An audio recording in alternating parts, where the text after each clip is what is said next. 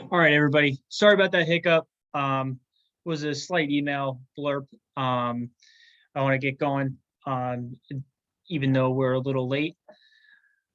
Today, we're going to be discussing the seasonal life cycle of the honeybee colony and how that differentiates from the individual bee. There's two major life cycles that we need to consider. And the seasonal life cycle is the second most major one. We're going to do a quick review of that individual life cycles, of that individual bee's life cycle, and how, because that's going to be important to understanding the seasonal life cycle and how that colony changes throughout the season. We're going to talk about why that matters and why this information is going to be useful to your management and how we're going to go about and how it's going to lead into management practices that are going to be covered on the 17th and the 24th. And then we're going to talk about what's coming next as far as ordering your bees, the equipment, the next couple classes. The first assignment is at the end of today's class. So let's do a quick review of the individual honeybee. The individual honeybee is has its own development stage, and that's important to understand when it comes to disease management, which is going to be covered on the 24th. Each individual bee has its own development periods, for drones taking the longest to emerge as an adult drone or male bee from the time that the egg is laid. Queens being the quickest developing individual of the colony, and workers being in the middle there. That's this chart that's in front of you. Is something to be able to regurgitate and understand. What? Can I shake? What are you watching the pizza? If you can mute yourself, please. But it's done. Oh, hi, me. Sorry. All right. So that's the individual life cycle, going from egg to larva to capped brood to emerging as an adult honeybee on day 16 to 24. We all know that the eggs are eggs. The larva could be compared to the caterpillar stage of the individual honeybee. The capped brood is that chrysalis stage of the honeybee, and then an adult honeybee emerges. So I got a pretty crazy flow chart going on here. We're going to go around it, and we're going to add each part as we go. The assignment is to redo this flow chart as best as you can. The recording is going to be posted. If you take your pen and pencil and just rewrite this, I will accept that. The fact that you will be writing it out is something that will commit things to memory, and that's something that's extremely important. We're going to start with winter, and when the bees are dormant and the queens start to ramp up in the spring. That's tail end of winter. It's strategically put. I just put this star here. This is about where we are right now. I just made a Facebook post saying, I don't care what that woodchuck said. I think spring is going to come early. And today I was out working bees, and most of the colonies were ramping up and getting ready for spring. And So I was able to get some medicine on them and get them, get them ready for spring. I was utilizing this flow chart today, because a beekeeper is always thinking 6 months ahead. We're in this zone where we're at the tail end of winter, but the management that we're doing right now is going to benefit the tail end of spring. And what we do tail end of spring is what's going to benefit us tail end of summer, and same for fall. We're always thinking 6 months to 3 months ahead, or 3 months to 6 months ahead. So right now the bees are dormant. The queen is just starting to lay eggs and increase that overall colony's population, so that we're going to be able to come out of the winter as a colony of 60,000. I would say right now we're a colony of 30,000. The queen is going to start laying about, let's call it like 300 to 400 eggs a day. Then you have that development time of 21 days. So in 21 days, we'll have 300 more worker honeybees. And then the next day, an additional 300 more. And that's key, because that's what makes a honeybee a honeybee. A bumblebee is still one individual frozen right now inside leaf litter.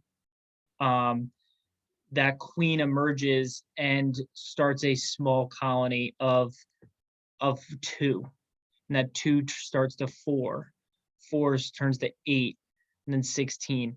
But that's well into spring. Honeybees are ramping up now. So I'm putting in some Varroa treatments, which is our pests and diseases, and they're ramping up, is what many beekeepers would call it.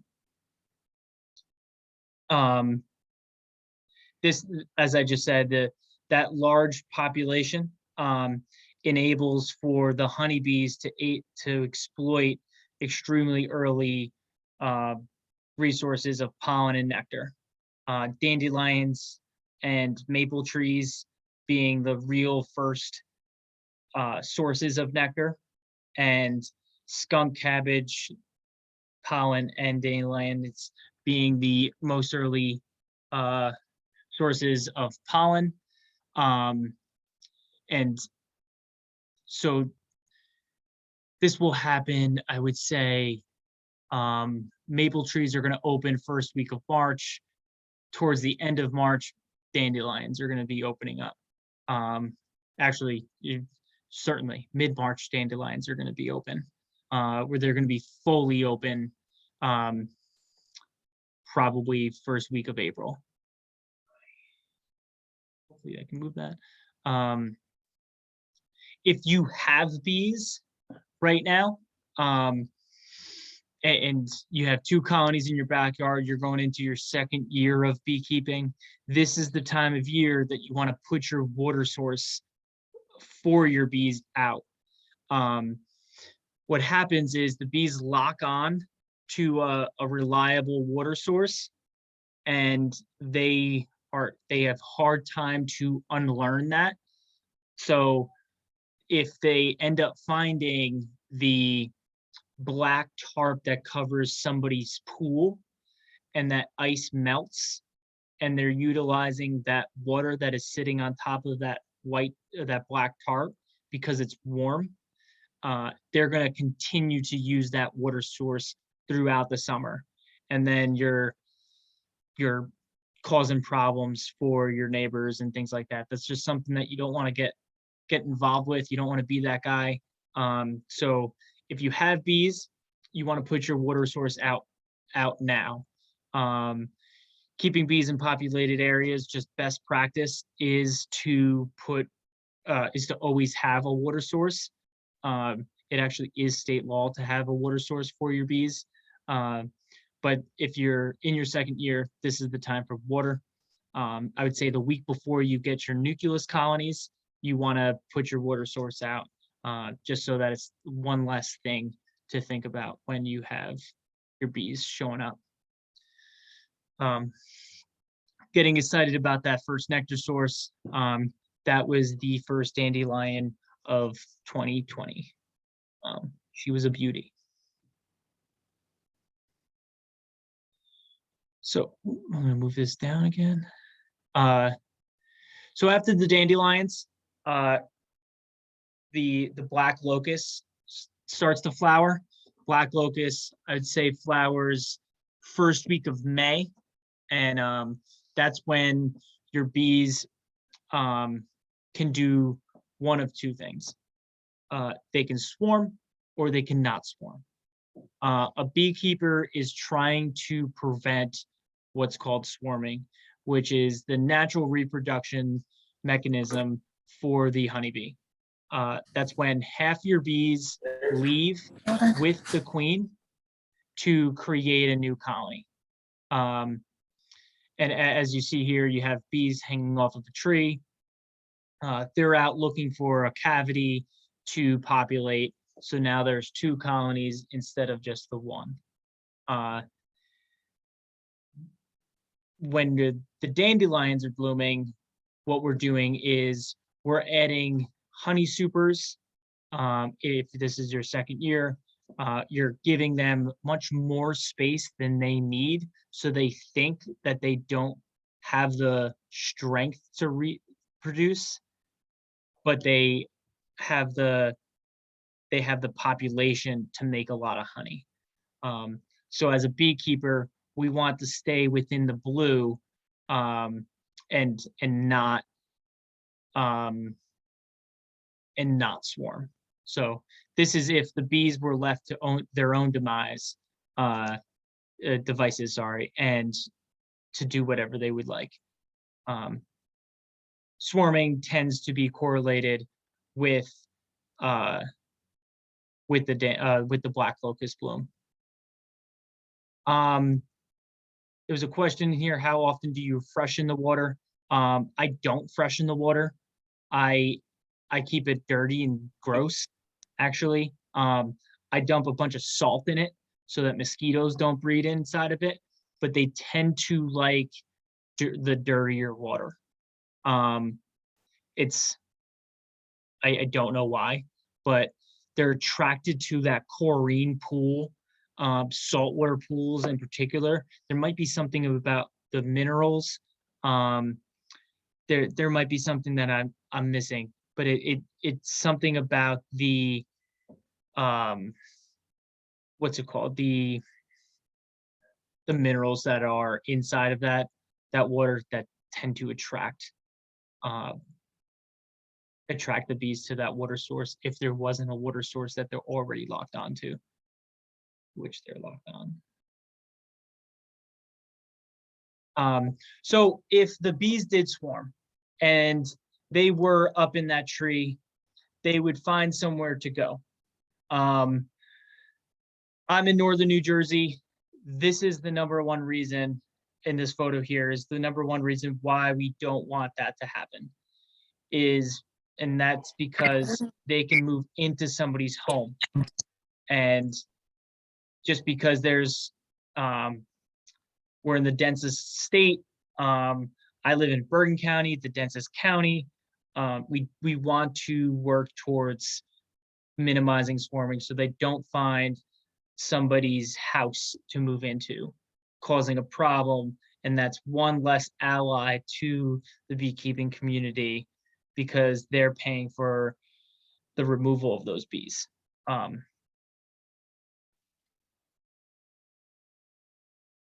They can also take up roost in a hollow tree cavity. That's more of an issue in more rural areas, where that will only cause you problems in the late fall, when those bees now go untreated for pests and diseases and now are collapsing because of those pests and diseases, and bring back those diseases to your well-managed colony. So swarming is something that we want to work to prevent. It's called so it's not. I'm using the word prevent, and I say that we're working towards. If your bees swarm, you're not the worst beekeeper in the world. All bees have this tendency to do so. It's called swarm management, not swarm control. Even though if I mix up my wordings during this talk, we're working to minimize it. And this talk is really just to give you an understanding as to what the bees would do if there was no to very little management. So when they are inside of a tree cavity, that's when they start to build comb and create a second colony. And that's really what they're doing. Excuse me. So now you can see in the photo to your left, you have a brand new comb that has been built. This photo was probably in June. These bees were actually doing really well. They were redoing the siding of this home and then found this colony. And I was able to remove it and do a little bit of a rescue for the homeowner. But that was something that they didn't want to have to deal with. So once they're moved into that tree cavity, or as you see here, the eaves of a home, they immediately start to build comb, and that comb that queen is able to lay eggs, and then you have your second colony. Now there's two. Your nucleus colonies that you'll be buying is as beekeepers, we manipulate that biology to kind of make them think that they have swarmed. It's kind of a little bit above a beginner beekeeping class. I am going to cover it in the field class, and especially in the second field day in June. We're actually going to make up a nucleus colony and demonstrate that in that second field class. So going back to what happens at the parent colony, the parent colony being the colony that you have inside your boxes in your backyard. You had half your bees leave and that queen. What's left is the other half and virgin queens. So you see here is this peanut. That's a capped brood stage of a queen bee. She's developing. She's going to hatch 16 days after she was laid as an egg. She'll spend a couple days as just walking around the hive, stretching, growing a little bit, and then she'll mate, and she'll mate with up to as many as she'll mate with as many as 25 drones. She'll come back and then start to lay eggs and continue that colony. You can see here in this photo, I wish I had a photo of a virgin queen. I just simply don't. I haven't had the ability to take that kind of photo because there's only 3 days throughout the entire season that the queen's a virgin queen, and that's something that we're working to minimize anyway. So I don't have very many photos of that, but you can see that her abdomen is much larger in girth, and that's because she's mated with 25 drones, and she's holding that sperm inside of her for the rest of her life. So she doesn't have to go out and mate a second time.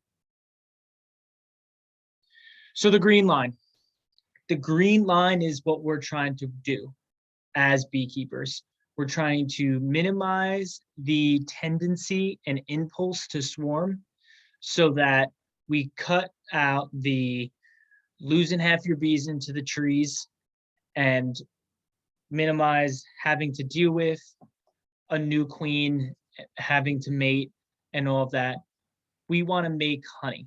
So there's a couple things that you can do, and it's much more important in your second year, because that's the year that they are more likely to swarm.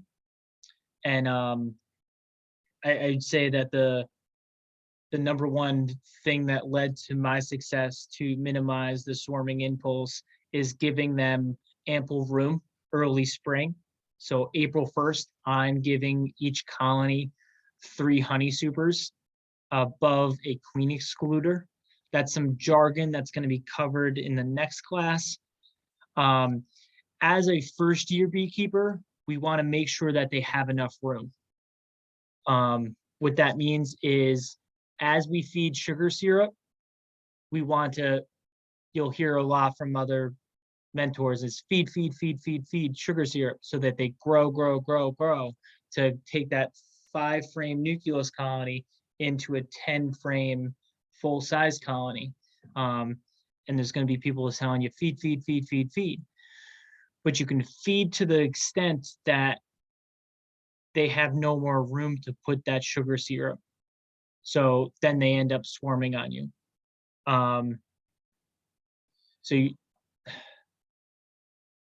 Things that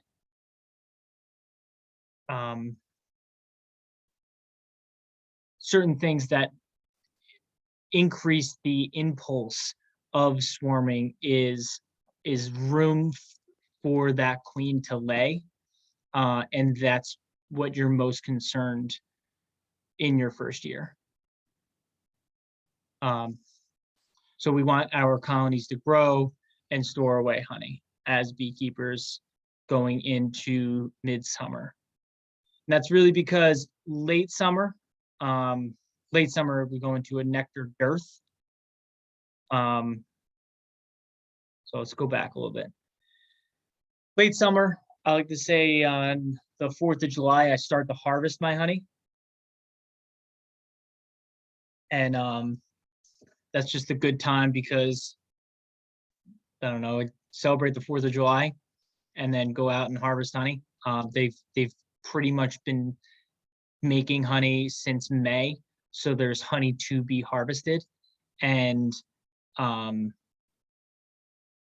it's something that we can get going on. And then what happens is we start to go into a population decline because of a nectar dearth. Dearth, my favorite word, is a time without, and so it's a time without nectar. The time where everybody's complaining about their lawns being dry, the possibility of a New Jersey drought is in late summer. There's a lot of things flowering, a lot of plants flowering, but those plants aren't really producing a lot of nectar. So they may be pollen producers, but the soil moisture is way down, so they're not really producing and drawing in those their pollinators with the reward of nectar. So there's really very little available to them. This is a time that we're going to be discussing, and you kind of get a feel for in your when you're looking at and you're working with your bees,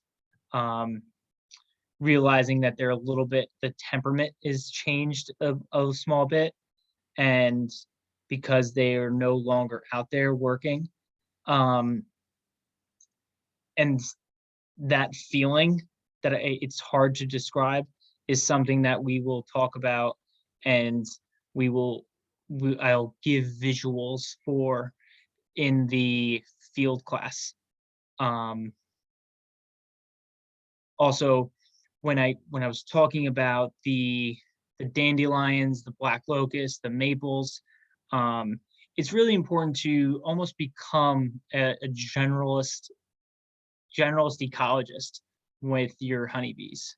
The more you know that about what's going on, the more you'll have understanding as to what to do with your colonies. So this time of year with that population decline, because they're not bringing in nectar, even if this isn't your first, this is a time where a beekeeper will feed a little bit of sugar syrup to stimulate them, the same way that the dandelions stimulated the colonies to build up in early spring. I'm going to pause here for a moment and go to the chat because I just saw two questions being thrown in there. So yeah, I throw some questions into the chat. I want to pause because this is like a little bit of a little bit of a time because I threw a bunch of information at you. Somebody asked about if you have an empty hive, would they take up residence there? They could take up residence there. Swarm traps are an excellent tool, and I certainly have many. The bees didn't read your book. The bees don't do exactly what you want them to do, so you could certainly, yeah, they can move into your box, but they can also not. It's not a reason for not performing swarm management. How close does it have to be? You can put it on top of. I would say within eyesight, within 100 yards. You would really want your water source.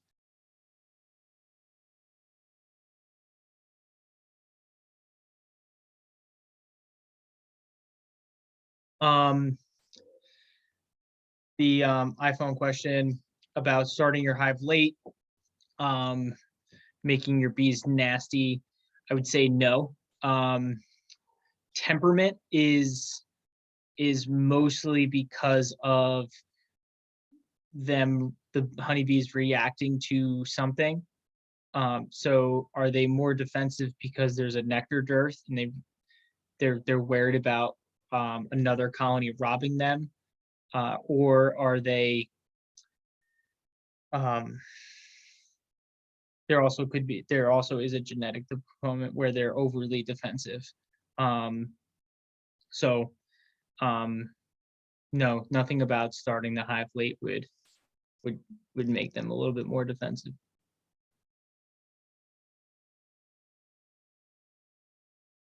Now, I have no preference on salt per gallon. I have saltwater pool. They love it a lot. Is it safe for them? Certainly. I'd say chlorine pools are safe for them. I don't know why, but they don't tend to. They must break it down somehow. The bees don't have a problem with it. It's the person that owns that saltwater pool that could develop a. If you're not a bee person, I can totally understand why you wouldn't want bees hanging around your pool. You didn't put it in there thinking that was going to happen, and now it's very much happening. We want to minimize that as much as we can. So moving on. So after that population decline, because that queen starts to react to the amount of nectar that's coming in, she doesn't. That colony doesn't want to produce and grow to such a large extent while there's no nectar coming in, because there's not enough nectar to support them. And so they are reacting to that by attempting to reduce their population. what we want to do is we want to stimulate those bees into growing and going into fall with a large population. So late August, early September, I'm feeding a little bit of sugar syrup to stimulate those colonies to get them into winter. So that big colony does have the calories to support itself. And it's not just supporting itself, but it's also storing away some honey.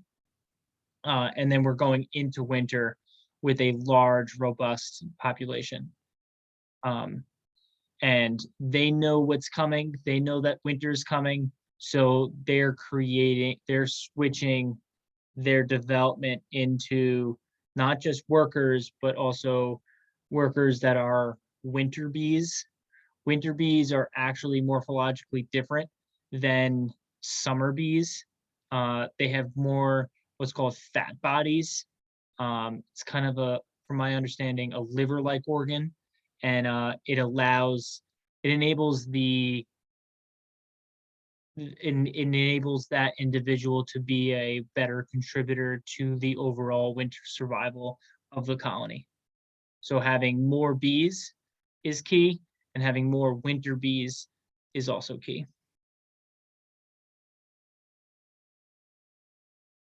All right, so I'm going to pause here, look at the chats again. Getting a lot of questions about water. You need to provide water. So is there still a risk of the bees preferring a pool? There's always the risk of the bees preferring a pool. I set out 3 water sources in, I believe, 2020. It was a dog watering bowl with some fish tank aquarium rocks in it. And that was the designated bee water source. I had a downspout in my house that was clogged, so it was dripping onto a rug, and that rug was wet. And I also had a bucket of poo that wasn't capped over, so it filled up with water. The bees chose the poo and the downspout rug, and not the designated water source that I wanted them to go to. And that was frustrating.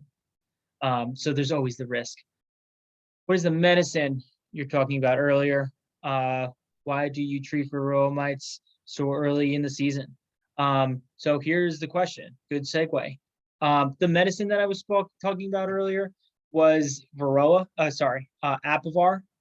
On the left here, 1 strip of Apivar to every 5 frames of bees.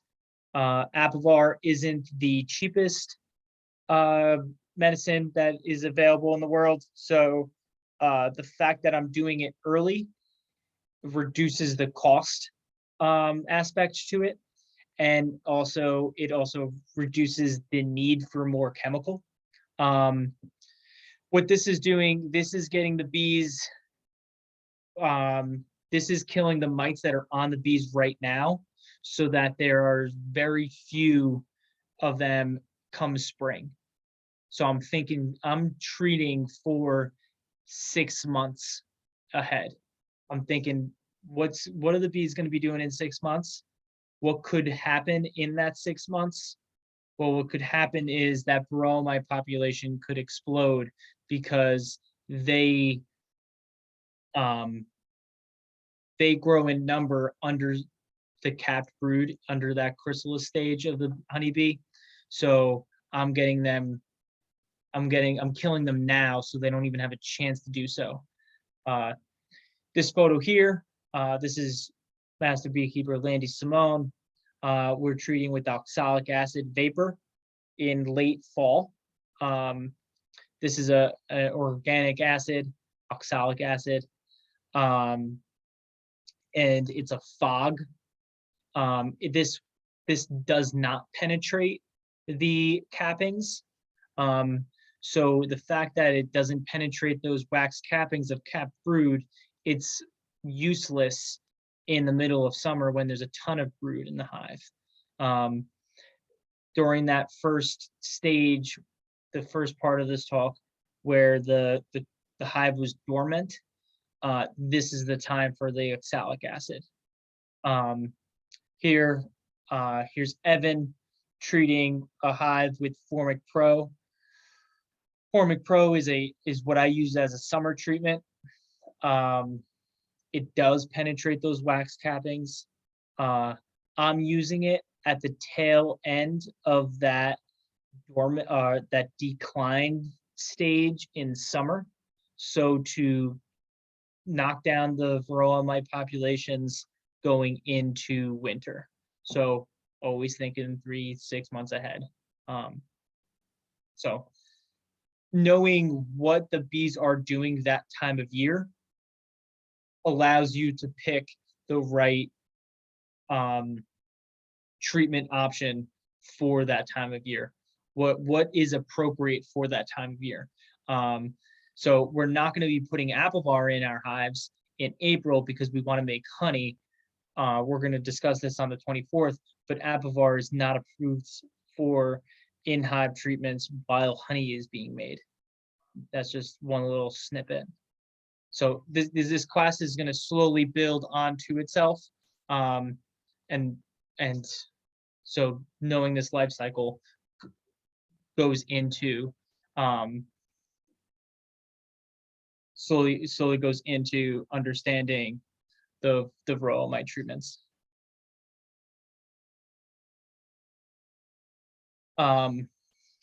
No, so will the bees be negatively affected if you treat them and it goes the temperature hurts, goes down the next day?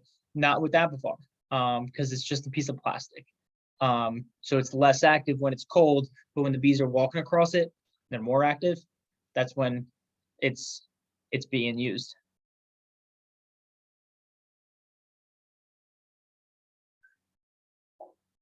So yes, the nukes that I am selling have been treated or are actually being treated right now with Apivar. Evidence of that have been removed right before the sale, because the Apivar stays in there for 56 days, and in fewer than 56 days, you're actually getting your colonies. But your nukes have been treated with Apivar. Evidence of that has been pulled out. Doing an alcohol wash to test for those varroa mites is absolutely key. I test all 200 colonies a minimum of 6 times per year. In your first year of beekeeping, you should do one once a month. We're going to be talking about that when it comes to disease and pests on the 24th. But when it comes to mites, that word assume is was the saying where you can make an ass out of you and me. Well, if you assume that mites are okay, you're gonna be living that one. You're always assume that you have hive mites if you haven't tested. So always test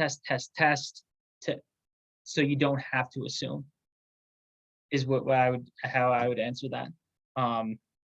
Assuming always shoots you in the foot. All right, so that's the talk that I have today.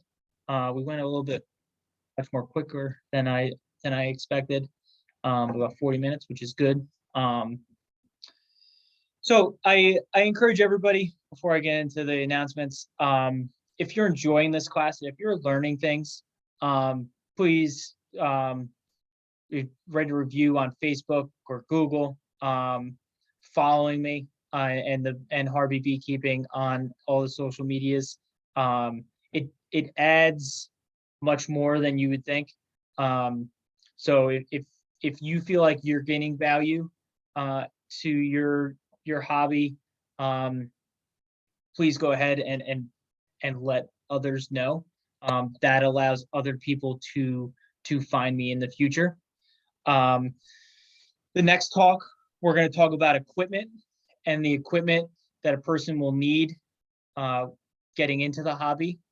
Also covered, we're going to talk about beekeeping regulations inside the state of New Jersey, and then and how they pertain to keeping bees in populated areas. So keeping bees in populated areas and the regulations are two of the same. So it's kind of the same thing.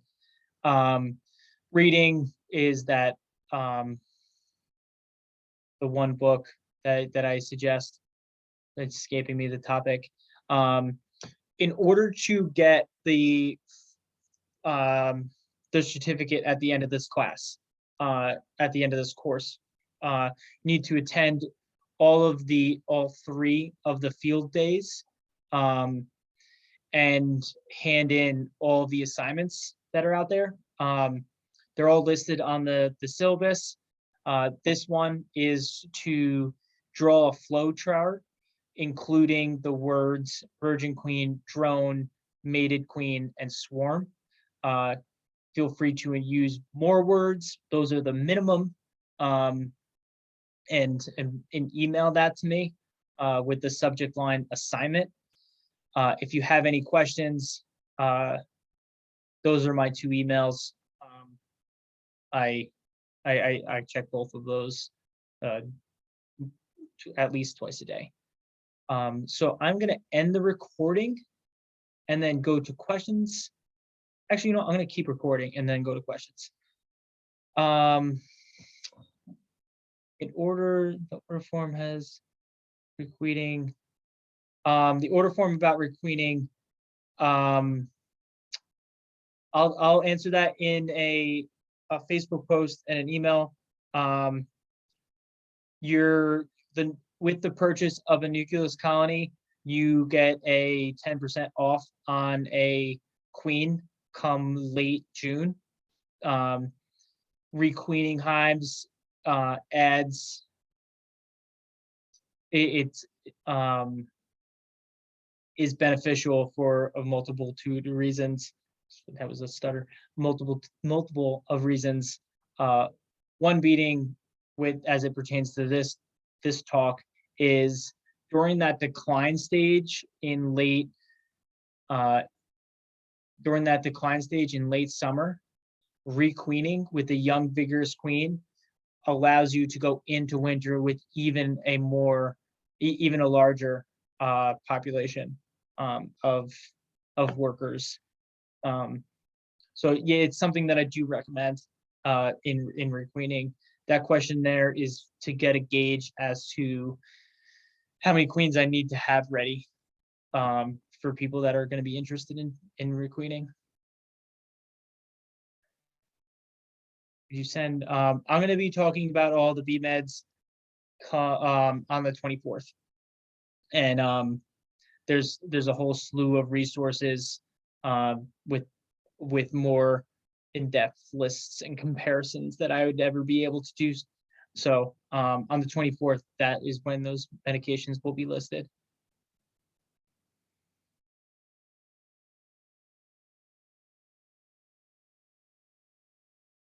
Could you use a bucket of sugar water as a food source in winter?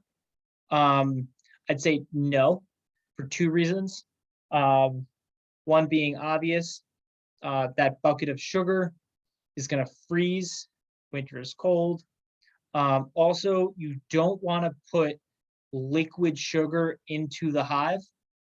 You don't want to feed liquid sugar even on a day like today, because if we do get a cold snap where the bees need to be inside of the hive and they're unable to leave the hive to defecate, it'll lead to some forms of dysentery where they can't hold it anymore, and then they end up pooing inside of the colony, and that's something that isn't what they normally do. Bees hold it until these nice days, and they go to the bathroom outside of the hive. It was actually funny. My truck is covered in bee poo because I parked in front of colonies today, and this has been the first day in a couple weeks that they have been able to stretch their wings and go to the bathroom. I just saw on your website the first field days. Um, the 21st is Easter. Interesting. I didn't realize it was Easter, so that will probably be changed. So don't sign up for the 27th or the 17th, because that's Easter. I will visit that. The recordings. The recordings are going to be posted to the syllabus, replacing link to the Zoom. It's going to be linked to the recording. Any resources that you share.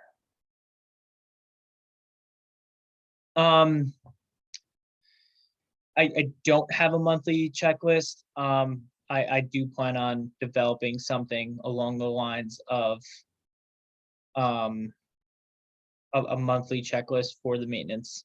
In that Facebook group, I'm constantly talking about what I'm doing in my hives, and those individuals that are buying nukes for me, I plan on sending out like a little newsletter saying, hey, are you doing X? Because you should be. So I'm going to end the recording here. Or